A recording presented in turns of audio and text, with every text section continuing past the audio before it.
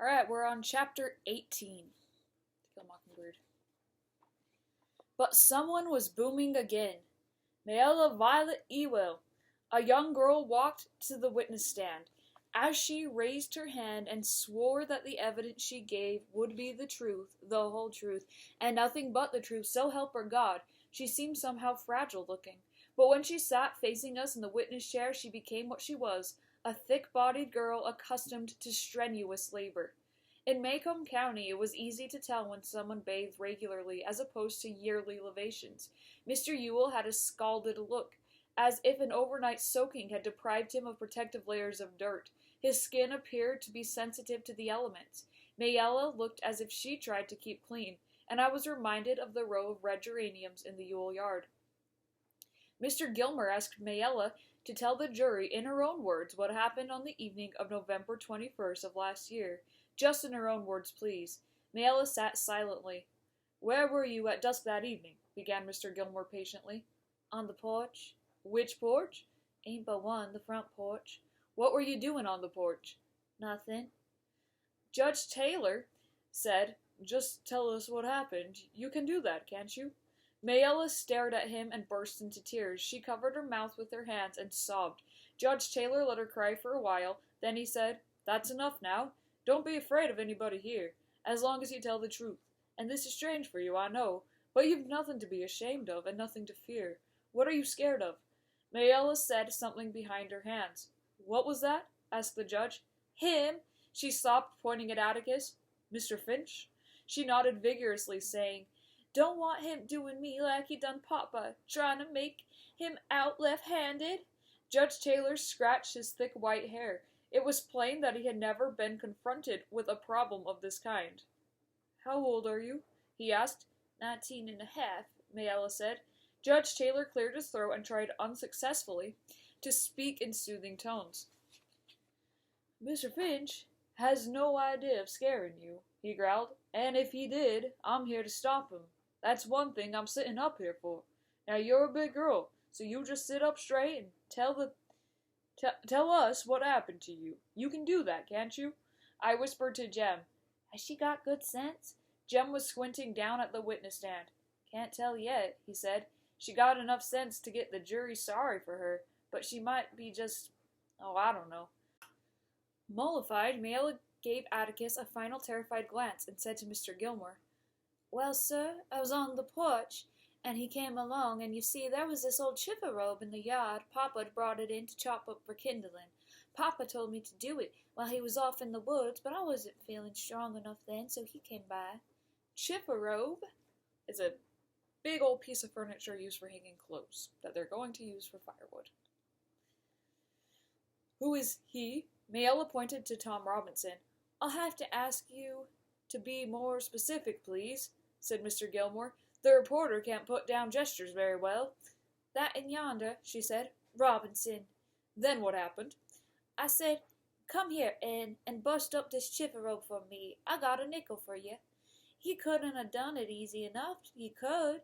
So he come in the yard, and I went in the house to get him the nickel, and I turned around, and 'fore I knew it, he was on me. Just run up behind me, he did. He got me round the neck, cussing me and saying dirt. I fought and hollered, but he had me round the neck. He hit me again and again."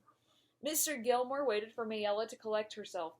She had twisted her handkerchief into a sweaty rope. When she opened it to wipe her face, it was a mass of creases from her hot hands. She waited for Mr. Gilmore to ask another question, but when he didn't, she said, "He chunked me on the floor and choked me and took advantage of me." "Did you scream?" asked Mr. Gilmore. "Did you scream and fight back?" "Reckon I did. I hollered for all I was worth, kicked and hollered loud as I could." "Then what happened?" "I don't remember too good, but next thing I knew, Papa was in the room, a-standing over me and hollering, 'Who done it? Who done it?' Then I sort of fainted, and the next thing I knew, Mr. Tate was pulling me up and off of the floor and leading me to the water bucket." Apparently, Mayella's recital had given her confidence, but it was not her father's brash kind. There was something stealthy about hers, like a steady-eyed cat with a twitchy tail. "You say you fought him off as hard as you could? Fought him tooth and nail?" asked Mr. Gilmore. I positively did, Mayella echoed her father. You are positive he took full advantage of you? Mayella's face contorted, and I was afraid she would cry again. Instead, she said, he done what he was after. Mr. Gilmore called his attention to the hot day by wiping his head with his hand. That's all for the time being, he said pleasantly. But you stay there. I expect big bad Mr. Finch has some questions for you. State will not prejudice the witness against the counsel for the defense, murmured Judge Taylor primly. At least not at this time. Atticus got up grinning, but instead of walking to the witness stand, he opened his coat and hooked his thumbs in his vest. Then he walked slowly around the room to the windows. He looked out, but didn't seem especially interested in what he saw. Then he turned and strolled back to the witness stand. From long years of experience, I could tell he was trying to come to a decision about something. Miss Mayella, he said, smiling, I won't try to scare you for a while. Not yet. Let's just get acquainted. How old are you? Said I was 19. Said it to the judge yonder. Mayella jerked her head resentfully at the bench. So you did, ma'am. You'll have to bear with me, Miss Mayella. I'm getting along, and I can't remember as much as I used to. I might ask you things that you've already said before, but you'll give me an answer, won't you? Good. I could see nothing in Mayella's expression to justify Atticus's assumption that he had secured her wholehearted cooperation. She was looking at him furiously. Won't answer a word you say as long as you keep mocking me, she said. Ma'am? Atticus asked, startled. Long as you keep making fun of me. Judge Taylor said, Mr. Finch is not making fun of you. What's the matter with you? Mayella looked from under lowered eyelids at Atticus, but she said to the judge, Long's he keep calling me ma'am and saying Miss Mayella, I don't have to take his sass. I ain't called upon to take it. Atticus resumed his stroll to the windows and let Judge Taylor handle this one. Judge Taylor was not the kind of figure who ever evoked pity, but I did feel pain for him as he tried to explain. That's just what Mr. Finch's way, he told Mayella.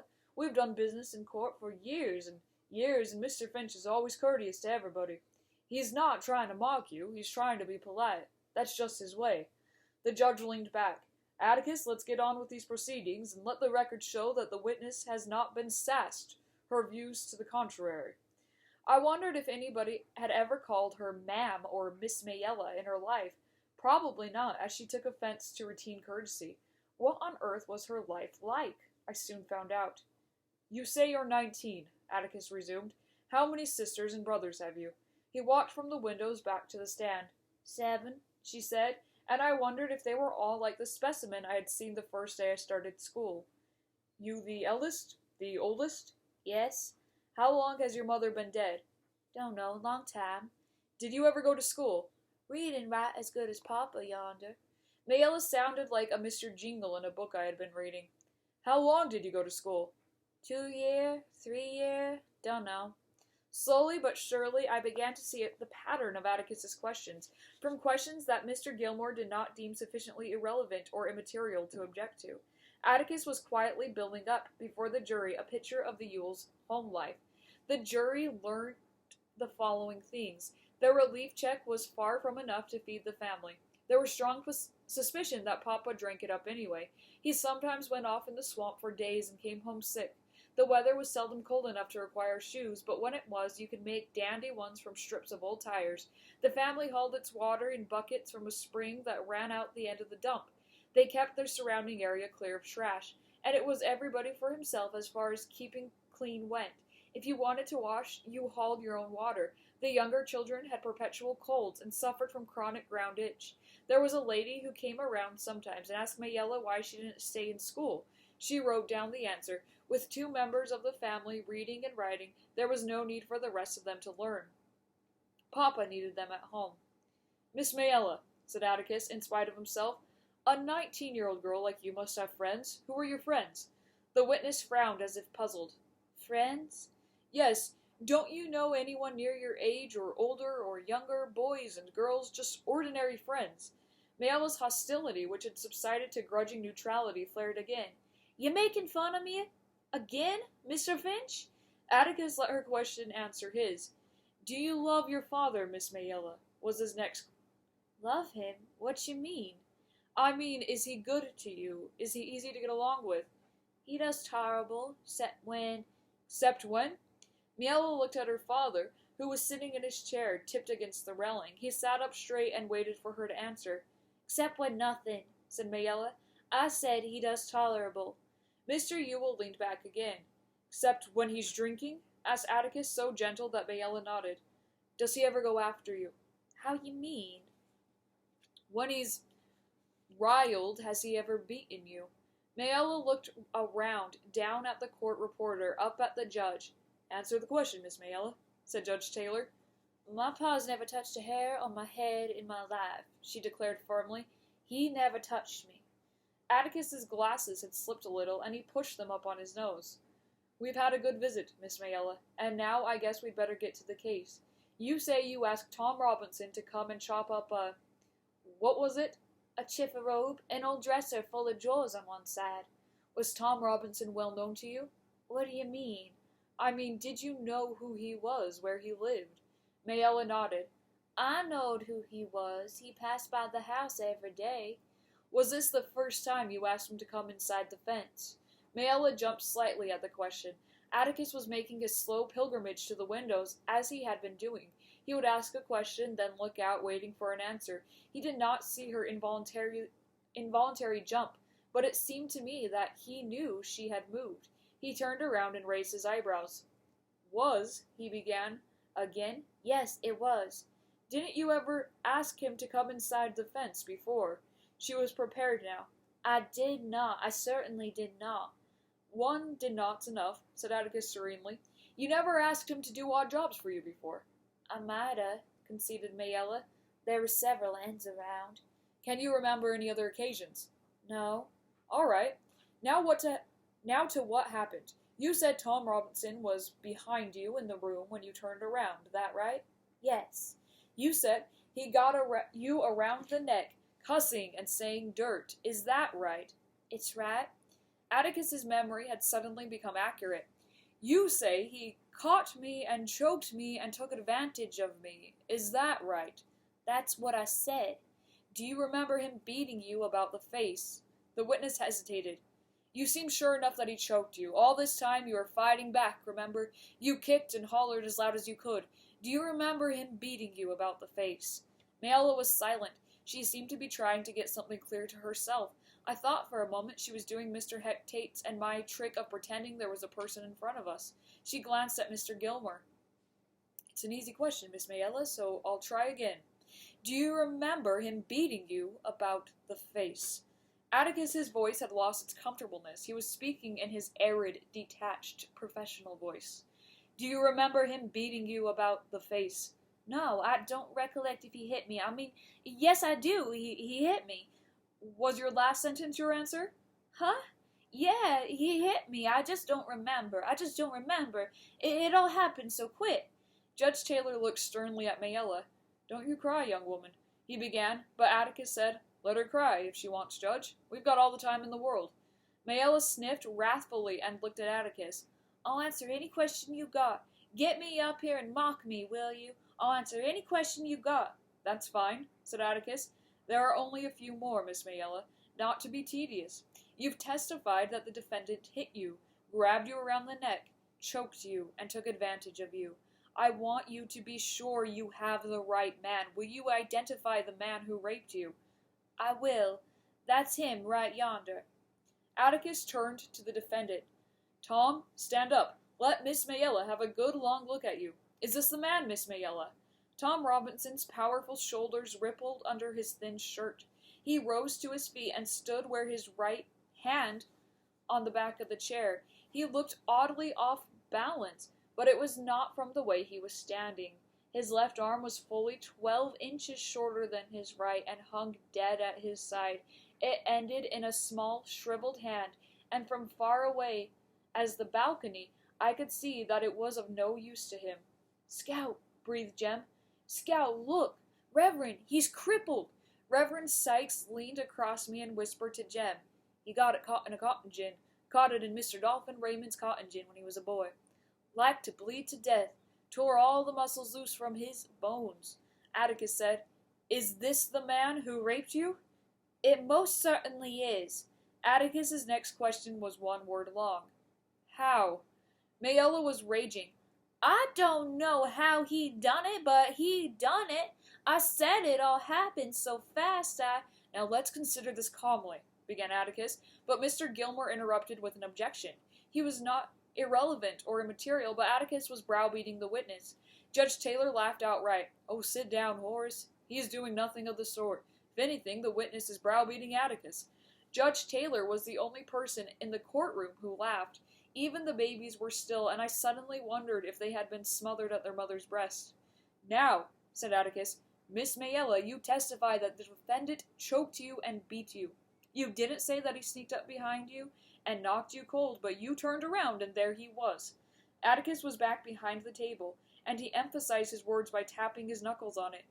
Do you wish to reconsider any of your testimony? You want me to say something that didn't happen? No, ma'am, I want you to say something that did happen. Tell us once more, please. What happened? I told you what happened. You testified that you turned around and there he was. He choked you then. Yes. Then he released your throat and hit you. I said he did. He blacked your left eye with his right fist. I ducked and it glanced. That's what it did. I ducked and it glanced off. Mayella had finally seen the light. You're becoming suddenly clear on this point. A while ago you couldn't remember too well, could you? I said he hit me. All right, he choked you, he hit you, then he raped you, that right? It most certainly is. You're a strong girl. What were you doing all the time, just standing there? I told you, I hollered and kicked and fought. Atticus reached up and took off his glasses, turned his good right eye to the witness, and rained questions on her. Judge Taylor said, One question at a time, Atticus. Give the witness a chance to answer. All right. Why didn't you run? I tried. Tried to? What kept you from it? He slung me down. That's what he did. He slung me down and got on top of me. You were screaming all this time. I certainly was. Then why didn't the other children hear you? Where were they? At the dump? Where were they? No answer. Why didn't your screams make them come running? The dump's closer than the woods, isn't it? No answer. Or didn't you scream? Until you saw your father in the window. You didn't think to scream until then, did you? No answer. Did you scream first at your father instead of at Tom Robinson? Was that it? No answer. Who beat you up, Tom Robinson or your father? No answer. What did your father see in the window? The crime of rape or the best defense to it? Why don't you tell the truth, child? Did Bob Ewell beat you up? When Atticus turned away from Mayella, he looked like his stomach hurt, but Mayella's face was a mixture of terror and fury. Atticus sat down wearily and polished his glasses with his handkerchief. Suddenly, Mayella became articulate. I got something to say, she said. Atticus raised his head. Do you want to tell us what happened? But she did not hear the compassion in his invitation. I got something to say, and then I ain't gonna say no more. That N yonder took advantage of me, and if you fine fancy gentlemen don't want to do nothing about it, then you're all yellow stinking cowards. Stinking cowards, a lot of you. Your fancy airs don't come to nothing. Your ma'am and Miss Mayellerin don't come to nothing, Mr. Finch.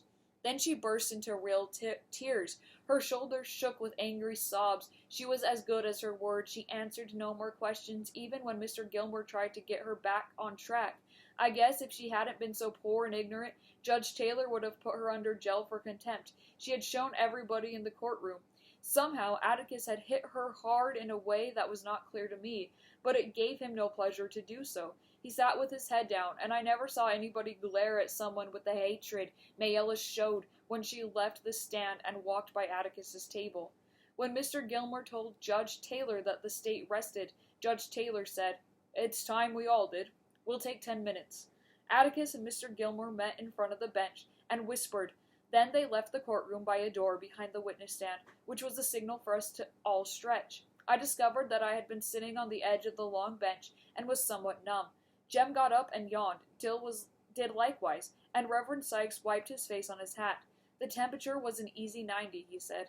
Mr. Braxton Underwood, who had been sitting quietly in a chair reserved for the press, soaking up testimony with his sponge of a brain, allowed his bitter eyes to rove over the colored balcony, and they met mine. He gave a snort and looked away. Jem, I said, Mr. Underwood's seen us. That's okay. He won't tell Atticus. He'll just put it on the social side of the Tribune. Jem turned back to Dill, explaining, I suppose, the finer points of the trial to him, but I wondered what they were. There had been no lengthy debates between Atticus and Mr. Gilmore on any points. Mr. Gilmore seemed to be prosecuting almost reluctantly. Witnesses had been led by the nose, as asses are, with few objections, but Atticus had once told us that Judge Taylor's court, any lawyer who was strict constructionist on evidence usually wound up receiving strict instructions from the bench. He distilled this for me to mean that Judge Taylor might look lazy and operate in his sleep, but he was seldom reserved, and that he was proof of the pudding. Atticus said he was a good judge. Presently, Judge Taylor returned and climbed into his swivel chair. He took a cigar from his vest pocket and examined it thoughtfully. I punched Dill. Having passed the judge's inspection, the cigar suffered a vicious bite. We come down sometimes to watch him, I explained. It's gonna take him the rest of the afternoon now, you watch. Unaware of the public scrutiny from above, Judge Taylor disposed of the severed end by propelling it expertly to his lips and saying, flunk.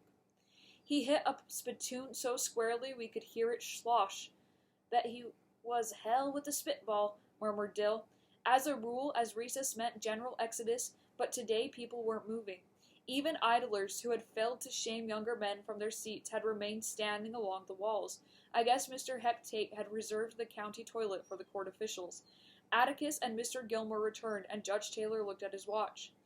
It's getting on to 4, he said, which was intriguing, as the courthouse clock must have struck the hour at least twice. I had not heard it or felt its vibrations. Shall we try to wind this up this afternoon? Asked Judge Taylor. How about it, Atticus? I think we can, said Atticus. How many witnesses you got? 1. Well, call 'em.